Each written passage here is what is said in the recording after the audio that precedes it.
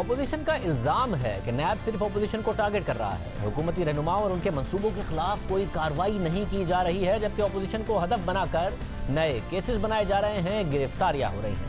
आज चेयरमैन नैब की ज़ेर सदारत नैब की एग्जीक्यूटिव बोर्ड के इजलास में साबिक वज़ीर आज़म नवाज शरीफ, नून लीग के सदर शहबाज शरीफ और नून लीग के रहनुमा सरताज अजीज़ के खिलाफ इन्वेस्टिगेशन और इंक्वायरीज की मंजूरी दे दी गई है। नैब के एग्जीक्यूटिव बोर्ड के इजलास में नून लीग के रहनुमाओं के खिलाफ इंक्वायरीज और इन्वेस्टिगेशन की मंजूरी दी गई, मगर किसी हुकूमती मंसूबे के खिलाफ कोई एक्शन नहीं लिया गया है। हालांकि चेयरमैन नैब गुज़िश्ता साल मई में कॉलम निगार जावेद चौधरी से होने वाली मुलाकात में हुकूमती वज़रा के खिलाफ केसेस पर कार्रवाई और मालम जब्बा केस के हवाले से बात कर चुके हैं, मगर उस पर अब तक कोई पेशरफ नहीं हुई। जावेद चौधरी से मुलाकात में चेयरमैन नैब ने बताया था कि हुकूमत चाहती है कि इमरान खान का हेलीकॉप्टर केस बंद हो जाए, बाबर एवान का रेफरेंस, अलीम खान और फिरदौस आशिक अवान के खिलाफ तफ्तीश और सबसे बढ़कर परवेज खटक के खिलाफ मालम जब्बा की गैर कानूनी लीज की इंक्वायरी रुक जाए। मालम जब्बा केस से मुताल्लिक चेयरमैन नैब ने कहा कि ये अब चंद दिन की बात है, रेफरेंस मुकम्मल हो चुका है और आप बहुत जल्द परवेज खटक को भी लॉकअप में देखेंगे। बस मुझे सिर्फ एक खतरा है और मैं परवेज खटक की सेहत से डरता हूँ। वो अगर गिरफ्तार हो गए और उन्हें अगर कुछ हो गया तो नैब मजीद बदनाम हो जाएगा, लेकिन इसके बावजूद ये होकर रहेगा। मालम जब्बा का रेफरेंस तगड़ा है, परवेज खटक को भी अपनी करप्शन का हिसाब देना होगा। इस मुलाकात से मुताल्लिक चेयरमैन नैब ने कहा था कि उनसे ऐसी कोई बात नहीं हुई थी, मगर इंटरव्यू लेने वाले अपनी बात पर कायम थे। और फिर उसके बाद चेयरमैन नैब ने गुज़िश्ता साल दिसंबर में दोबारा कहा कि मालम जब्बा और बीआरटी केस में रेफरेंस तैयार है, मगर मामला अदालत में है, इसलिए पेशरफ नहीं हो रही। कल एक टीवी पे एक साहबा तशरीफ लाई थी जो बहुत बड़ी पॉलिटिशियन भी हैं, उन्होंने ये दो बातें की कि नैब कर क्या रहा है, नैब तो बीआरटी में एक्शन नहीं ले रहा, नैब कर क्या रहा है, वो मालम जब्बा में एक्शन नहीं ले रहा। उनका शायद ये इल्म नहीं है कि दोनों एक्शन तैयार है। ऐसी बात नहीं है कि एक्शन तैयार नहीं है, रेफरेंसेस तैयार हैं, लेकिन जब अदालतों से स्टे विकेट होंगे तो फिर बारी आएगी ना रेफरेंसेस फाइल करने की। और आप यकीन करें कि ये बारी ज़रूर आएगी, देर आयद दुरुस्त आयद। काफ़ी देर हो गई है मगर बारी नहीं आई है। पेशावर हाईकोर्ट ने नैब को बीआरटी पेशावर मंसूबे की तहकीकात का हुक्म दिया था, जिसे खैबर पख्तूनख्वा हुकूमत ने सुप्रीम कोर्ट में चैलेंज कर दिया था और फिर सितंबर 2018 में सुप्रीम कोर्ट ने स्टे ऑर्डर जारी कर दिया। मगर इस स्टे ऑर्डर को पौने 2 साल हो गए हैं, अब तक कोई पेशरफ नहीं हुई। सवाल यह है कि नैब ने स्टे ऑर्डर को ख़त्म कराने के लिए अदालत से रुजू क्यों नहीं किया? क्या आला अदालत को रेफरेंस के मंदरजात नहीं बताए कि कितनी बड़ी करप्शन का मामला है? क्योंकि खुद नैब समझता है। और आज भी हमने तर्जुमान नैब से पूछा कि स्टे ऑर्डर विकेट कराने के लिए आपने क्या किया कि स्टे ऑर्डर अदालत ख़त्म कर दे, तो जवाब नहीं आया। इसी तरह चेयरमैन नैब ने मालम जब्बा केस के हवाले से कहा कि इसमें रेफरेंस तैयार है, मगर इस हवाले से भी उन्होंने अदालती हुक्म की आड़ दी। मगर जब हमने तहकीकात की तो पता चला कि कुछ फरीक़ैन अदालत गए हुए हैं, मगर अदालत ने तहकीकात से नहीं रोका। इस हवाले से मुसलसल हम नैब से पूछते रहे। जब हमने मार्च में तर्जुमान नैब से पूछा तो उन्होंने कहा कि मालम जब्बा का केस अभी ज़ेर तफ्तीश है, उसे नैब के एग्जीक्यूटिव बोर्ड की मीटिंग में पेश कर दिया जाएगा और एग्जीक्यूटिव बोर्ड का जो भी फैसला होगा उससे सबको आगाह कर दिया जाएगा। गुज़िश्ता साल दिसंबर में चेयरमैन नैब ने कहा था कि रेफरेंस तैयार है। उसके बाद नैब के एग्जीक्यूटिव बोर्ड की 7 मीटिंग्स हो चुकी हैं, 7।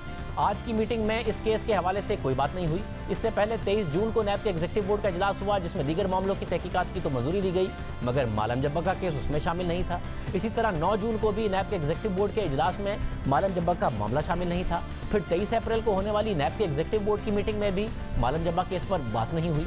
26 फरवरी की नैब एग्जीक्यूटिव की मीटिंग हुई तो उसमें भी मालम जब्बा का केस शामिल नहीं था। 16 जनवरी और फिर गुज़िश्ता साल 11 दिसंबर को होने वाली नैब एग्जीक्यूटिव बोर्ड की मीटिंग में भी मालम जब्बा केस पर बात नहीं हुई। अब तक मालम जब्बा केस के हवाले से कोई पेशरफ सामने नहीं आई है। आज भी हमने तर्जुमान नैब से पूछा कि आज के नैब के एग्जीक्यूटिव बोर्ड के इजलास में मालम जब्बा केस से मुताल्लिक क्या फैसला हुआ है, तो उन्होंने जवाब दिया कि आज की नैब एग्जीक्यूटिव बोर्ड की मीटिंग लाहौर के केसेस से मुताल्लिक थी। और जब हमने उनसे पूछा कि चेयरमैन नैब ने गुज़िश्ता साल दिसंबर में कहा था कि मालम जब्बा का रेफरेंस तैयार है, जब से लेकर अब तक एग्जीक्यूटिव बोर्ड की मीटिंग्स में क्या मालम जब्बा में कोई पेशरफ नहीं हुई, तो उन्होंने फिर कोई जवाब नहीं दिया।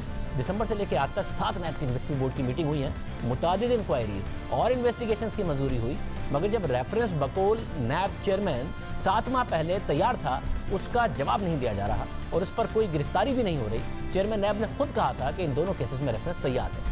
नैब की तरफ से रेफरेंस तैयार होने का मतलब यह है कि नैब समझता है कि इस केस में करप्शन हुई है, इसलिए उसने पहले इंक्वायरी की, फिर इन्वेस्टिगेशन की और फिर उसके बाद रेफरेंस तैयार किया। मगर इन दोनों केसेस में गिरफ्तारी नहीं की गई। जिस तरह अपोजिशन रहनुमाओं को बुला बुलाकर बार बार तहकीकात की जाती है, क्या उस तरह परवेज खटक के साथ हुआ? अपोजिशन पहले ही इल्ज़ाम लगा रही है कि जब से चेयरमैन नैब की मुबैना वीडियो सामने आई है वो कॉम्प्रोमाइज्ड हैं, वो हुकूमतों के हाथों में कठपुतली बने हुए हैं। राना सनाउल्लाह ने फिर ये मामला उठाया। सिर्फ एक ही बात के पीछे लगे हुए हैं। देखिए जी, हमने कोई नैब का चेयरमैन हमने बनाया है, नैब का चेयरमैन तो आपने बनाया है, दुरुस्त है जनाब स्पीकर। नैब के चेयरमैन की वीडियो किसने बनाई है? आपने। नैब के चेयरमैन की वीडियो दिखाई किसने है? आपने। वो जो तैयबा गुल थी उसका राब्ता किससे हुआ था? आपसे। उसके खिलाफ जो इंक्वायरीज थी वो किसने खत्म करवाई? आपने। उसका जो खामन था फारूक मलक, वो जेल में था, उसको बाहर किसने निकलवाया? आपने। उसकी जो बकिया 5 वीडियोस हैं वो किसके पास है? आपके पास।